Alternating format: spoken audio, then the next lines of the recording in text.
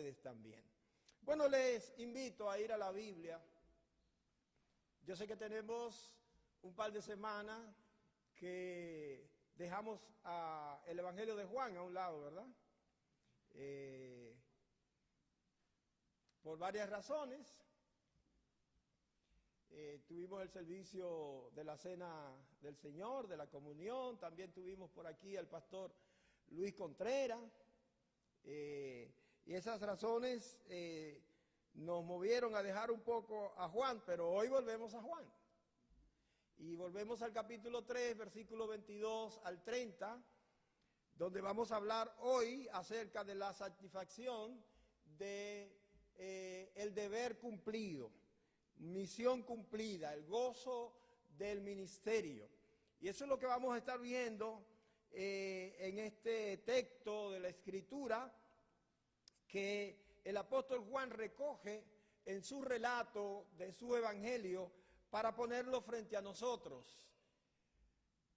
Hay un gozo al cumplir el deber que nos toca en el ministerio, y esto es lo que refleja este texto, que si son tan amables les pido pónganse de pie, lean conmigo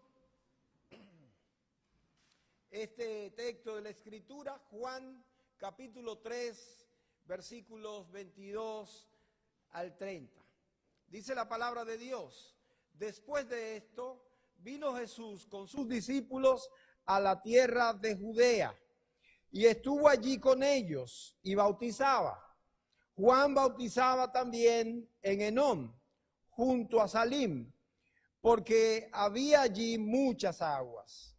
Y venían y eran bautizados, porque Juan no había sido aún encarcelado.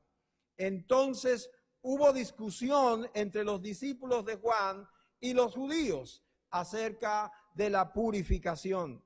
Y vinieron a Juan y le dijeron: Rabí, mira que el que estaba contigo al otro lado del Jordán, de quien tú diste testimonio, bautiza, y todos vienen a él. Respondiendo Juan y dijo: no puede el hombre recibir nada si no le fuere dado del cielo. Vosotros mismos me sois testigos de que dije: yo no soy el Cristo, sino que soy el enviado delante de él. El que tiene la esposa es el esposo, mas el amigo del esposo que está a su lado y le oye, se goza grandemente de la voz del esposo. Así pues, mi gozo está cumplido.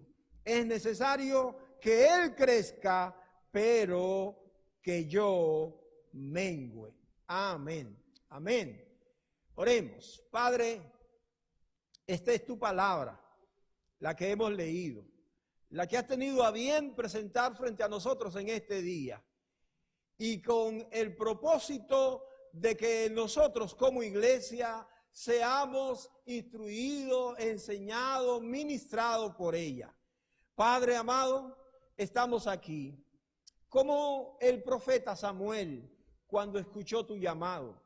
Nosotros también decimos: habla, Señor, que tus siervos escuchan. Permítenos, Señor, escuchar correctamente tu voz y tener esta disposición a obedecerte, a poner por práctica lo que tú nos dices en tu palabra. Que el Espíritu Santo nos ilumine y que toda la verdad pueda ser correcta, pueda ser presentada delante de nosotros. Usa a tu siervo para que esto pueda ser posible. Que sea tu propósito la edificación de tu iglesia en este día con tu palabra, y permite que tu iglesia pueda darte la gloria que solo tú mereces. En el nombre de Cristo Jesús nuestro Señor. Amén y amén. Muchas gracias, mis amados.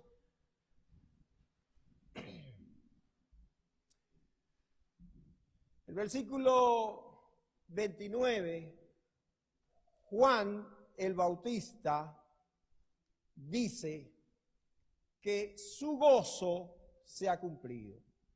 Esta es la revelación de la satisfacción del deber cumplido en el ministerio.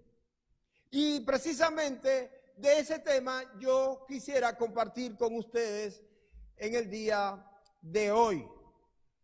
Esta sección comienza diciendo que después de esto, en una referencia clara al pasaje que se antepone a este. Dígase desde el versículo 1 del capítulo 3 hasta el versículo 21. Allí nosotros encontramos una extensa conversación que Jesucristo tuvo con un hombre que se llamó Nicodemo. En esta conversación, entre otras cosas, Jesucristo le habló a Nicodemo, en primer lugar, acerca del ministerio regenerador del Espíritu Santo. En el versículo 3, la palabra de Dios, Jesús le dice a Nicodemo, de cierto te digo, el que no naciere de nuevo no puede ver el reino de Dios. Jesús estaba hablando a Nicodemo acerca de algo importante, el ministerio de regeneración, de el nuevo nacimiento que solo el Espíritu Santo puede obrar en la vida de los seres humanos. También le habló Jesús a Nicodemo acerca de ese sacrificio redentor de Jesucristo. Jesucristo que se entregó y cuyo propósito de entrega sacrificial fue la redención, es decir, liberar del dominio del pecado al pecador arrepentido. En el versículo 14 dice la palabra de Dios que así como la serpiente fue levantada en el desierto, era necesario que el Hijo del Hombre fuera levantado, para que todo aquel que en él cree no se pierda, mas tenga vida eterna. Versículo 16, de tal manera amó Dios al mundo que ha dado a su Hijo unigénito, para que todo aquel que cree en él, ¿qué pasa? No se pierda, mas tenga vida eterna. Ese es el sacrificio redentor de Cristo. Y finalmente lo que Jesús habló con Nicodemo también tiene que ver con el propósito salvador que Dios el Padre en su soberanía estableció. En el versículo 17 dice la palabra de Dios, porque no envió Dios a su Hijo al mundo para condenar al mundo, sino para que el mundo fuese salvo por él. El propósito salvador de Dios se establece con esto. Dios quería o quiere salvar al pecador. Así que estas cosas, entre otras, Jesús conversó con Nicodemo. Después de esto, después de estas cosas tan importantes, entonces Juan el apóstol abre el versículo 22 diciendo, después de esto. ¿Y qué pasó después de esto? Dice el versículo 22, vino Jesús con sus discípulos a la tierra de Judea y estuvo allí con ellos y bautizaba. Versículo 23, Juan bautizaba también en Enón, junto a Salim, porque había allí muchas aguas y venían y eran bautizados. Versículo 24, porque Juan no había sido aún encarcelado. Versículo 25, entonces hubo discusión entre los discípulos de Juan y los judíos. Esta primera sección que quiero tratar con ustedes habla de dos equipos haciendo la obra de Dios, predicando y bautizando. Nosotros sabemos, porque hemos estudiado previamente ya los capítulos y versículos antes de esto en el Evangelio de Juan, que el ministerio bautizador fue iniciado por Juan. De hecho, lo conocemos como Juan el Bautista, debido a su ministerio. Aunque este hombre da testimonio acerca de sí mismo, de que él era la voz que clamaba en el desierto. No lo conocemos como Juan el de la voz. Tampoco lo conocemos como el que vino a preparar el sendero para el Mesías. Lo conocemos como Juan el Bautista, porque se dedicó a predicar el arrepentimiento, y aquellos que escuchaban su mensaje y lo recibían eran bautizados en el Jordán. Sin embargo, a partir de estos versículos encontramos que no solo Juan bautizaba. Al principio del ministerio de Cristo, luego de ser presentado por Juan como el Cordero de Dios que quita el pecado del mundo, Jesús comenzó a predicar también el evangelio, y muchos de los que oían venían a él, y entonces Jesús también tenía sus seguidores, sus discípulos. Y ahora en esta sección vemos que hay dos grupos haciendo el ministerio de la obra de Dios. La Biblia dice que Juan estaba bautizando en un lugar en Salim, Juan bautizaba en Enón junto a Salim, pero que Jesús estaba bautizando allí en la tierra de Judea. ¿Qué es lo que estaba pasando? Jesús deja, después de esa conversación con Nicodemo, sale de la ciudad y se va a la parte rural de Judea. Allí comenzó a desarrollar su ministerio en la parte rural. Algunos la llaman las partes desiertas, porque los habitantes eran parajes, no eran muy habitadas, y no era como las ciudades que la gente estaba agolpada, estaba en hacinamiento prácticamente. Allí en los campos, en los valles, en la zona rural, Jesucristo comenzó a desarrollar su ministerio. Y según el testimonio que encontramos acerca de Jesús y el ministerio que desarrollaba, dice que también bautizaba. Ahora, hay una parte muy importante para aclararnos en parte lo que Juan nos dice aquí.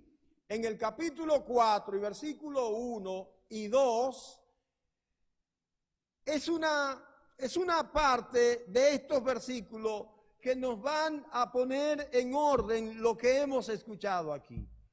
Dice versículo 1 y 2 del capítulo 4, cuando pues el Señor entendió que los fariseos habían oído decir, Jesús hace y bautiza más discípulos que Juan, dice entre paréntesis, aunque, ¿qué dice? Aunque Jesús no bautizaba, sino sus discípulos. Lo que nos aclara este versículo es que Jesús mismo no hacía la obra bautizadora, sino más bien que eran sus discípulos quienes bautizaban. Jesús estaba predicando el arrepentimiento, igual que Juan lo predicaba. Jesús estaba hablando acerca del reino de Dios que había venido a los hombres. Y mientras Jesús hacía eso, muchos venían para identificarse con su predicación. Y mientras venía la gente, los discípulos de Jesús los bautizaban, y Juan, igual que Juan lo hacía. Eso es lo que nos aclara. Pero la verdad es que nosotros comenzamos a ver una extensión del ministerio del reino de Dios. Ya no está Juan solo teniendo la predicación del evangelio, hablando del arrepentimiento y del reino de Cristo y bautizando a aquellos que querían identificarse, sino que ahora vemos que hay un segundo grupo que está con Jesucristo y que está haciendo lo mismo. Ahora no solo Juan está predicando y bautizando, sino que también Jesús se ha sumado a la proclamación del arrepentimiento para perdón de los pecados y ha establecido un campamento más adelante del Jordán y sus discípulos están bautizando. ¿Qué significa el bautismo en este contexto? En que lo hacen tanto Juan como Jesús y sus discípulos. El bautismo no es más, mis amados, que la identificación con el mensaje que se ha recibido. Juan está bautizando arrepentimiento y los que aceptaban ese mensaje venían y se bautizaban, como diciéndole a todos que estaban de acuerdo y en conteste con el mensaje de Juan. Igual que hoy, mis amados. ¿Qué es el bautismo? El bautismo es un símbolo. ¿De qué es el símbolo el bautismo? Bueno, de ese mensaje del Evangelio. ¿Qué es el Evangelio? Muerte, sepultura y resurrección de Cristo. Si pudiéramos resumir el Evangelio, lo resumiríamos en estos tres acontecimientos. De hecho, el apóstol Pablo en 1 Corintios capítulo 15 dice que si los hermanos en Corintios recibieron otro evangelio, entonces ellos no están correctos. Él dice, porque yo le he dado el evangelio correcto. ¿Y cuál es el evangelio correcto? Que Cristo murió conforme a las Escrituras. ¿Y qué dice más? Y dice, y que fue sepultado conforme a las Escrituras. Y que resucitó al tercer día. Y él agrega que además ascendió a los cielos. Y esto es el evangelio. Eso es lo que simboliza el bautismo. El bautismo que nosotros practicamos como inmersión en el agua. Está diciendo que nosotros nos identificamos con la muerte de Cristo, muriendo para el mundo mientras estamos inmersos en el agua. Y una vez inmersos ahí nos estamos diciendo que somos sepultados con Cristo.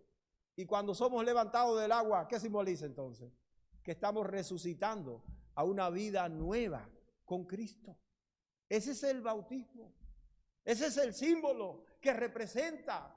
Y ahí el bautismo de Juan, que estaban practicando en este instante, está diciendo una identidad con el mensaje del arrepentimiento, el mensaje del reino, el mensaje de ese evangelio que estaban predicando Juan como el Señor Jesucristo.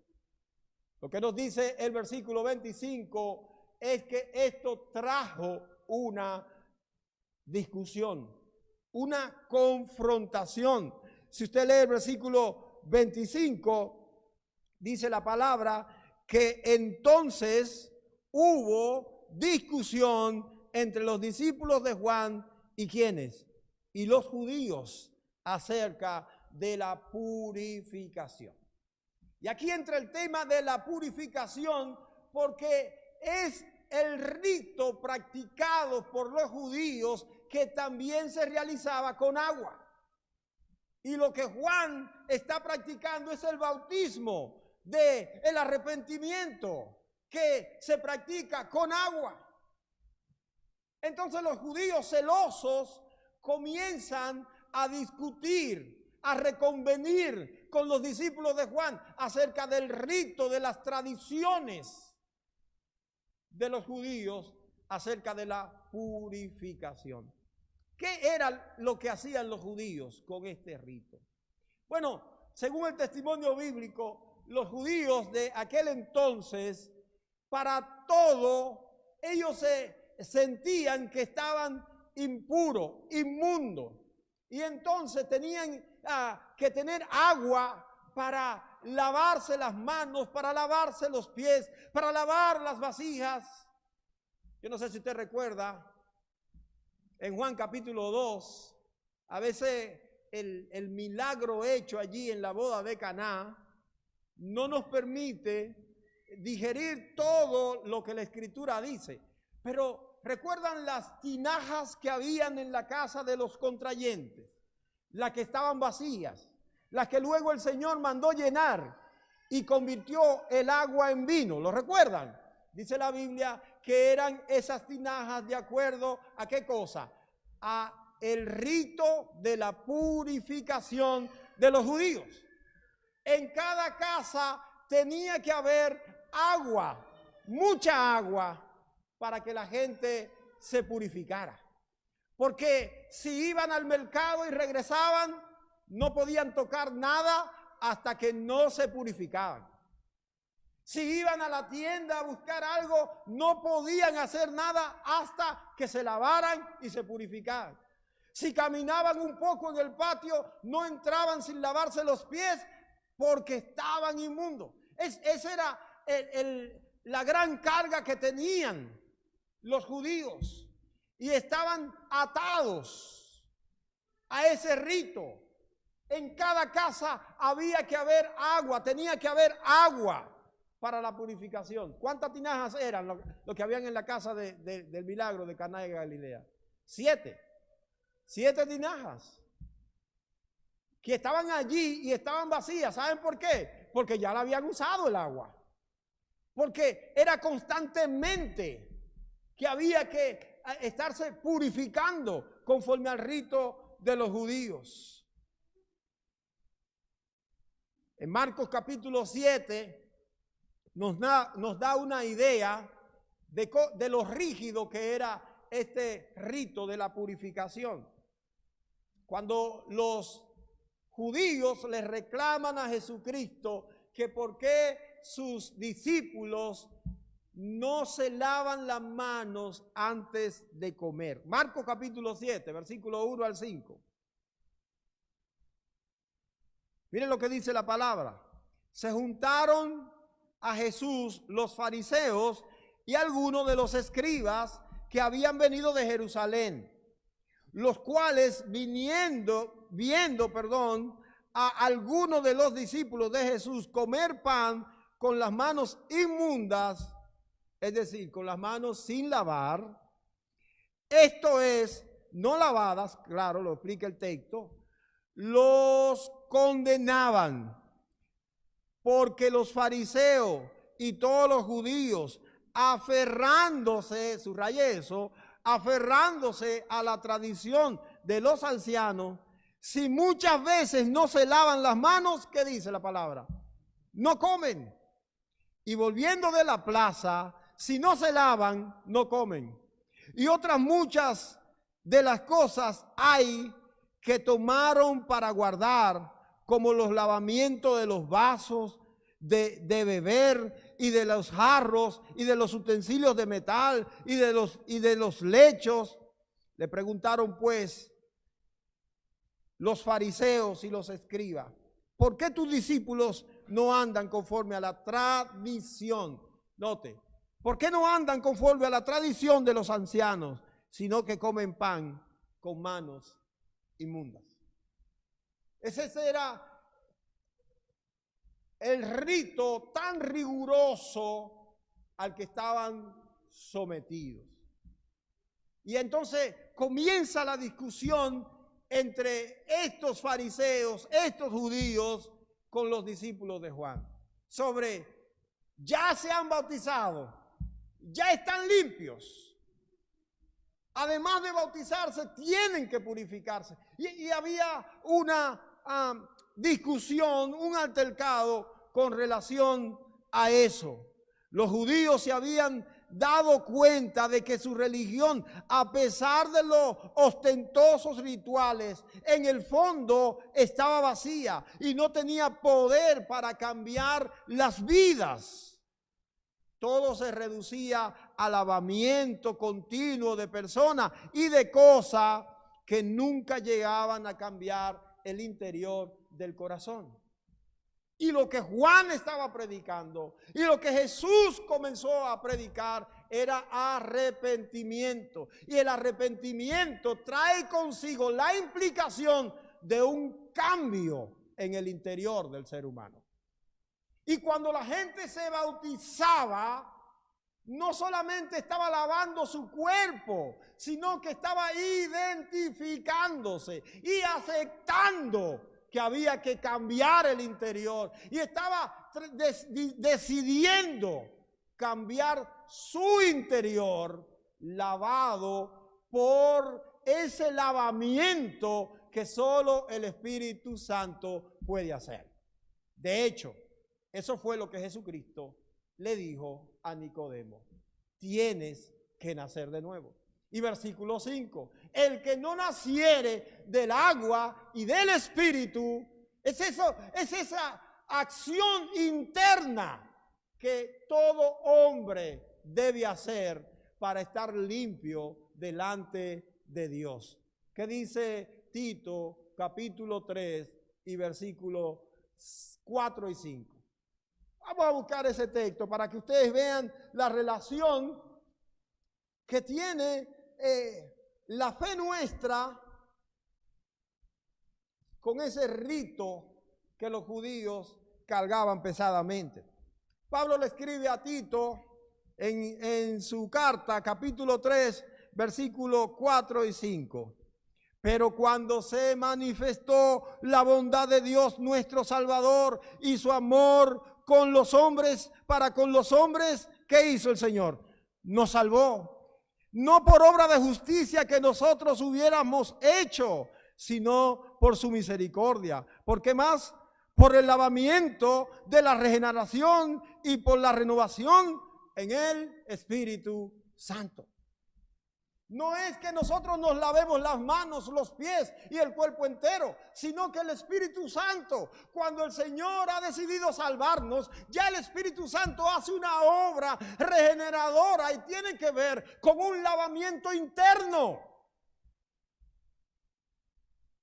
Todos nosotros estábamos bien sucios antes de que Cristo nos visitara para salvación. ¿Quién no? Todos nosotros estábamos bien sucios. Ya en el Antiguo Testamento la palabra de Dios había dicho: aunque te laves con lejía y aunque amontones jabón sobre tu cabeza, la mancha de tu pecado permanecerá en ti. Así que, ¿qué es lo que ha ocurrido ahora que Cristo ha llegado a nuestra vida y que el Espíritu Santo nos ha hecho nacer de nuevo? Es que el Espíritu Santo ha regenerado, ha cambiado, ha lavado, como dice Tito aquí, capítulo 3, versículo 5, el lavamiento, la regeneración en el Espíritu Santo. Mis amados hermanos, debemos darle nosotros gloria y gracias a nuestro Dios que ha hecho esa obra completa en nosotros. Ya no tenemos nada que hacer, ninguna obra humana es apta y expedida para nosotros. Dice la Biblia, cuando el apóstol escribe en Colosenses capítulo 2 y versículo 10, dice que en Cristo habita toda la plenitud de la deidad. ¿Y qué estamos nosotros? ¿Cómo estamos nosotros en Él? Nosotros estamos completos en Él. Alabado sea el Señor. Nosotros estamos completos en Cristo. Digo, aquellos que Cristo ha salvado, aquellos que han sido regenerados en el Espíritu Santo. Eso no implica que porque usted venga a la iglesia ya está, o porque usted diga por ahí que usted es cristiano ya está. No, asegúrese de que el Espíritu Santo ha obrado en su interior. Y si lo ha hecho, igual está completo en el Señor. Alabado sea Dios. Bueno, esa es la discusión. Esa es la discusión que comienza y se establece. Juan debe estar contento porque él está haciendo el ministerio y Cristo ha comenzado y ha extendido el ministerio. La obra de Cristo se está haciendo. La obra de Dios está creciendo. Mis amados, quiero decirle algo. Debemos estar contentos cuando escuchamos que la obra de Dios se está extendiendo. Debemos estar alegres cuando escuchamos que no solo aquí en Deer Park hay una iglesia que está predicando la palabra santa de Dios, sino que también en un pueblo cerca de aquí, díganme uno, en Babilón. Que también en Babilón, allí hay un grupo que está haciendo la obra del Señor. Que también en cualquier otra ciudad se está haciendo la obra del Señor. Ahora, en medio de eso, noten una información que le vienen a dar a Juan en el versículo 26 al 28. En mi pueblo dicen que hay gente matagoso, y bueno, estos son matagosos. En medio de que la obra de Dios se está haciendo, de que Juan está bautizando, de que Jesús está predicando, que sus discípulos están haciendo la obra, miren el versículo 26. Y vinieron a Juan. No pierda de vista eso, que no dice que vinieron a cualquiera, vinieron a Juan. Vinieron a Juan y le dijeron: Rabí, mira, el que estaba contigo al otro lado del Jordán, de quien tú diste testimonio, bautiza, y todos vienen a él. Yo no sé si usted nota en estas expresiones de la gente que vino a darle la información a Juan, hay como una colita. Esto es un chismecito. Esto tiene una intención. Lo primero es que ese mira tiene la intención de que lo que te vamos a decir, nosotros no estamos contentos con esto. Note que nunca se refieren a Jesús como el que tú dijiste que era el Cordero de Dios. No se refieren a Jesús como aquel que tú diste testimonio de que en quien tú vieras descender el Espíritu en forma de paloma. Todo lo que ellos están diciendo es que Jesús está sustituyendo a Juan en el ministerio. Miren que le dicen: ese de quien tú diste testimonio está bautizando, y además nos está quitando la gente, nos está tumbando el negocio. Noten que dice: todos vienen a él. De hecho, desde el mismo momento en el capítulo 1, cuando Juan presenta a Jesús como el Cordero de Dios, notamos que habían algunos que estaban oyendo a Juan, y ¿qué hicieron cuando Juan lo presentó? Se fueron con el Señor. Pero Juan no tenía otro propósito. Él dijo que su misión era preparar el camino para él. Pero la gente no va a entender eso. La gente no va a entender la claridad que nosotros tenemos en el ministerio. Siempre va a haber gente que va a atacar nuestro ego para que nosotros reaccionemos con celos. Y esa era la intención. Sin duda que cuando los discípulos de Juan vinieron a él y le presentaron su queja, ellos esperaban que él tuviera una reacción emocional y carnal, que se incomodara, que comenzara a mostrar celos, que se enojara. Esa es la estrategia que el enemigo ha desarrollado desde hace mucho tiempo con la humanidad y aún con nosotros. La intención del adversario es atacar el ego para despertar celos y envidias en nosotros. Usted sabe lo que es el ego, ¿verdad? El ego es esa parte nuestra que solo ve como importante o el centro o el núcleo del mundo la propia persona. De ahí viene el orgullo, el egoísmo, el egocentrismo. Es esa parte de mí que cree que yo soy lo más importante que existe en el mundo, que alrededor de mí tiene que estar todo, que debajo de mí tiene que estar todo, que después de mí vienen todos, pero antes que ellos estoy yo. El ego.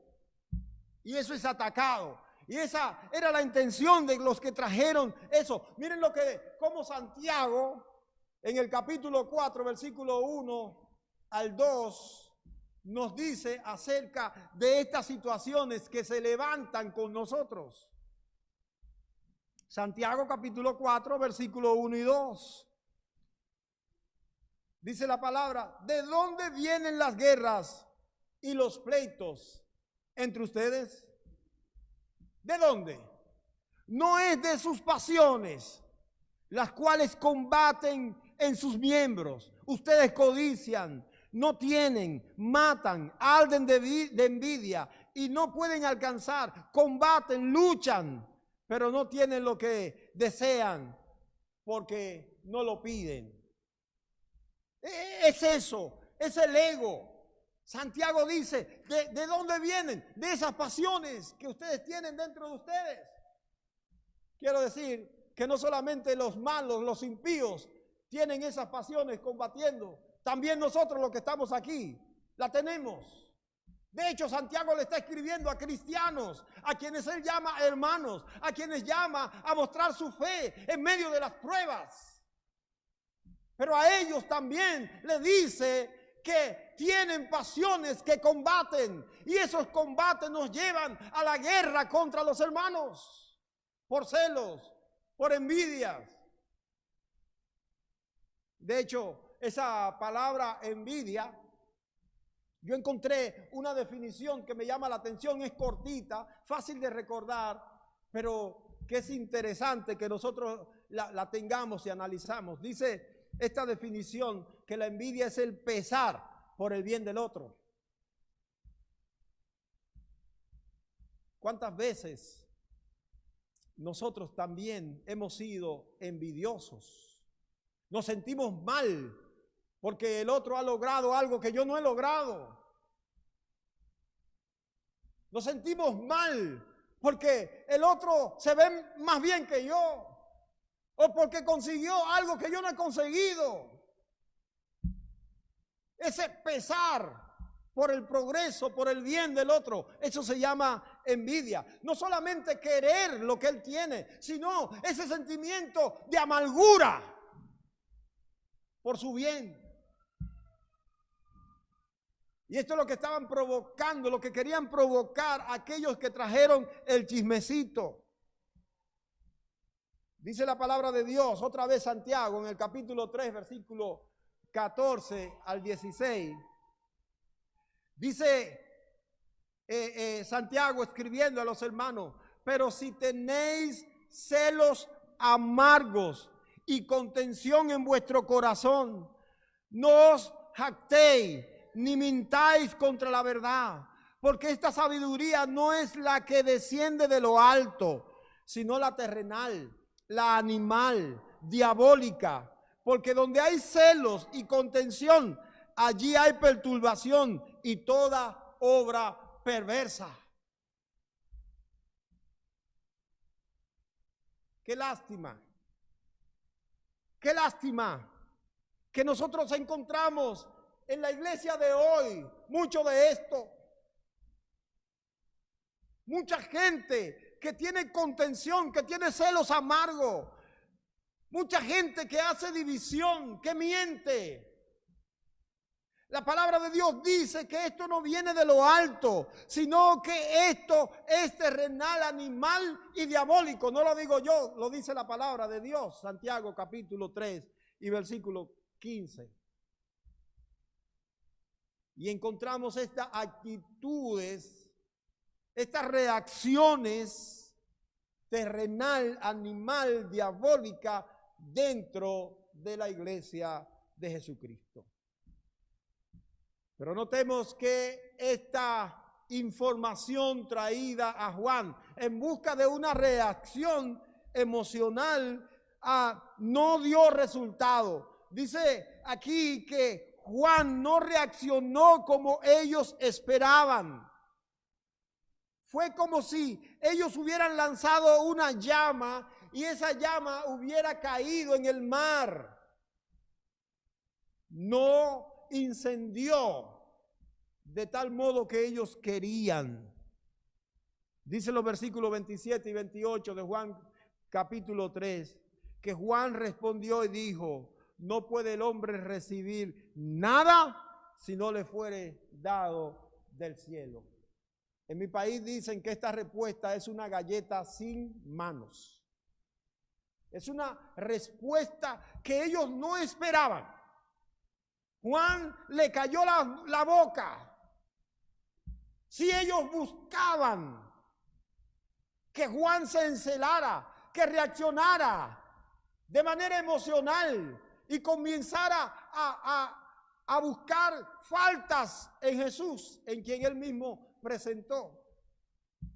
Se le fue, bueno, voy a dejar de decir refranes dominicanos porque mucha gente no me va a entender aquí.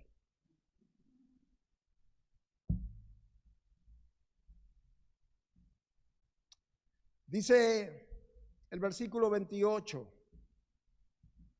vosotros mismos me sois testigos de que dije, yo no soy el Cristo, sino que soy el enviado delante de él. Juan estaba claro, él estaba consciente cuál era su misión, cuál era su labor y qué representaba Jesús a quien él presentó antes. Desgraciadamente, mis amados, el hombre carnal siempre está inclinado a formar partidos y grupos dentro, aún incluso de la iglesia. Ninguno de nosotros está exento de este peligro.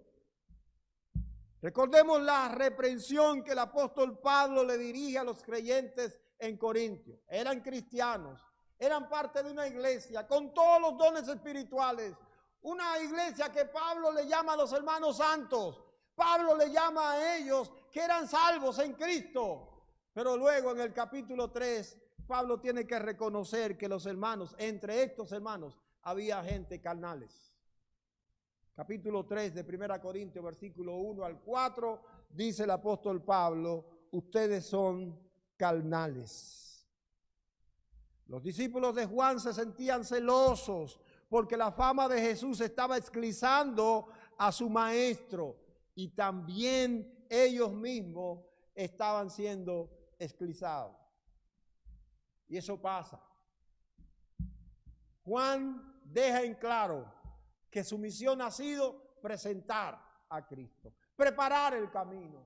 Pero ahora, y eso en tercer lugar lo que quiero tratar, la satisfacción del deber cumplido. Juan va a tomar una metáfora para dejar sentado lo que es su creencia, su decisión con respecto a eso. Versículos 29 y 30, ya la parte final de este pasaje. Dicen los versículos 29 y 30, el que tiene la esposa es el esposo. Mas el amigo del esposo que está a su lado y le oye, se goza grandemente de la voz del esposo. Así pues, mi gozo está cumplido. Es necesario que él crezca y que yo mengue. Mis amados, yo le pido que si usted tiene un marcador para poder marcar o sombrear estos dos versículos, hágalo. Porque algún día va a ser necesario que usted recuerde las palabras de Juan y estas marcas le van a ayudar a usted entender la situación por la que en ese día usted va a pasar y va a citar este texto para aplicarlo a su vida. Todos nosotros debemos imitar a Juan en este sentido. Es con estos dos versículos que Juan acaba de explicar a sus discípulos el papel que tenía en relación a Cristo. Juan empleó la metáfora que bien ellos conocían, la metáfora del esposo y la esposa. Esa misma metáfora fue utilizada por el Señor Jesucristo. Cuando la utilizó en Marcos capítulo 2, versículos 18 y 20, el Señor Jesucristo utilizó esta metáfora del esposo y de la esposa. También el apóstol Pablo, en una referencia acerca del matrimonio espiritual entre Cristo y la iglesia, la utilizó en 2 Corintios capítulo 11 y versículo 1. Esta metáfora era de un uso común para explicar el pacto que había entre Dios e Israel en el Antiguo Testamento. En el libro de Isaías, capítulo 54, versículo 5, también en el capítulo 62, versículos 4 y 5, habla de esta metáfora. Dios como el esposo, Israel como nación, era la esposa de Jehová Dios. Ahora bien, tal como Juan el Bautista y el mismo Señor la utilizaron, adquiría un nuevo matiz. Porque si bien en el Antiguo Testamento el esposo era Jehová, ahora el honor lo recibe Cristo. Cristo es el esposo a quien Juan se refiere. Y tal como fue usada por el apóstol Pablo, la esposa a la que se refiere ya no es el pueblo de Israel, sino ¿quién, mis amados? La iglesia. La iglesia. En el Apocalipsis se nos revela que en el futuro, cuando Cristo decida hacer su regreso a esta tierra, nosotros veremos la nueva Jerusalén, y dice la palabra ataviada, es decir, arreglada como una esposa, como una novia que espera al esposo. Juan dice: yo solo soy el amigo del esposo. Ese esposo es Jesucristo. Y Juan dice: yo me alegro en ser el amigo que abra paso para que el esposo tome su lugar junto a la esposa. Dije al principio que en estas semanas pasadas yo estuve participando en varios casamientos, en varias bodas. Y una de ellas fue la boda de mi hija. Ustedes no se imaginan el gozo que es para mí, yo lo sé que para su mamá también, para Patricia, mi esposa, que es ver en el altar a nuestra hija. Pero a mí me tocó oficiar el acto de bendición del matrimonio. Y una palabra que yo dije a mi hija ahí en el altar es que ella debe ver a ese hombre a quien ella ha elegido para ser su marido como el hombre más importante en su vida, ya no yo. Hasta cierta etapa de su vida, para mi hija, yo era el hombre más importante. Y a quien ella le decía a todo el mundo que amaba más como hombre. Pero a partir de ese día que entró en escena ese como su esposo, ya ese era el primer hombre en su vida. Mis amados, así debe ser en la iglesia. No hay nadie más importante en la iglesia que el esposo de la iglesia. ¿Saben cómo se llama?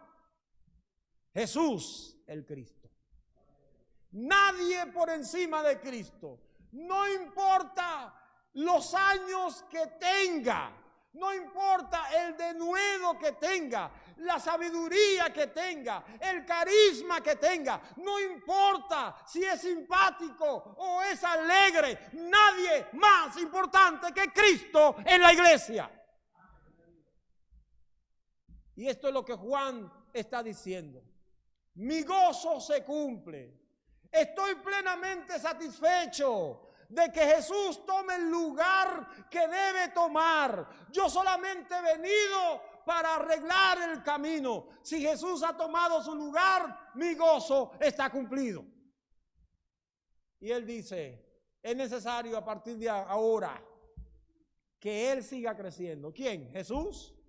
Que Jesús siga creciendo, que Jesús siga avanzando y que en cambio de esto yo vaya menguando hasta desaparecer. ¿Sabe lo que nos conviene a nosotros, mis amados hermanos? Que nosotros desaparezcamos de la vida y que Jesús crezca y crezca y crezca. Porque la iglesia del Señor, bueno, la iglesia es del Señor Jesucristo. La satisfacción del deber cumplido en los cristianos que sirven a Dios no trae consigo un orgullo vanidoso y perjudicial.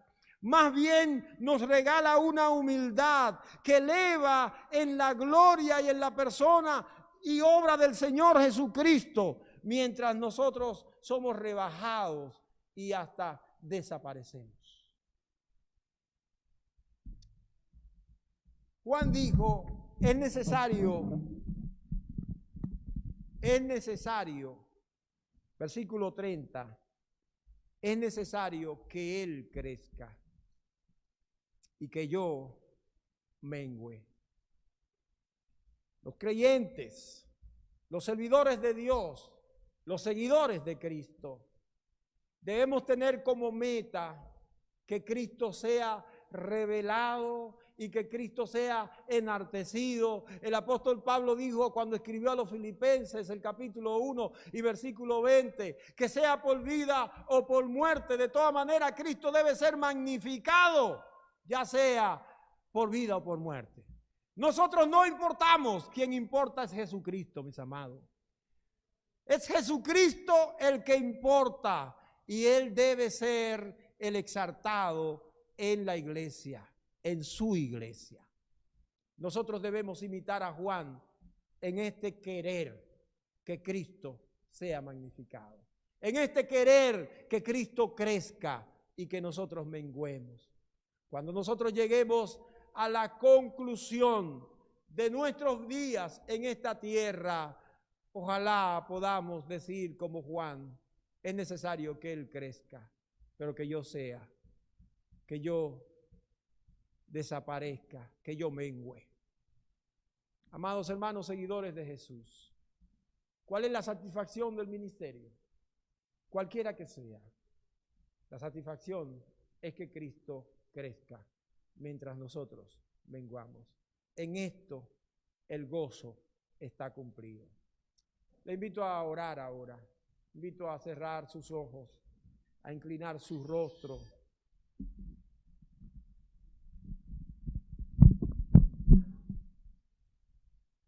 En algún momento de la vida, alguien va a invadir tus oídos con alguna información cuyo único propósito es alterarte, de modo de hacer que tengas celos, que te incomodes, que te sientas mal, que tengas envidia del progreso de otros que están haciendo la obra del Señor, igual que tú la haces. Pero como Juan, mi amado, repréndelo en el nombre de Cristo y reconoce cuál es tu papel, cuál es tu rol dentro de este propósito santo de Dios. Y hazlo con toda la valentía y la sabiduría que Dios puede darte, como se la dio a Juan.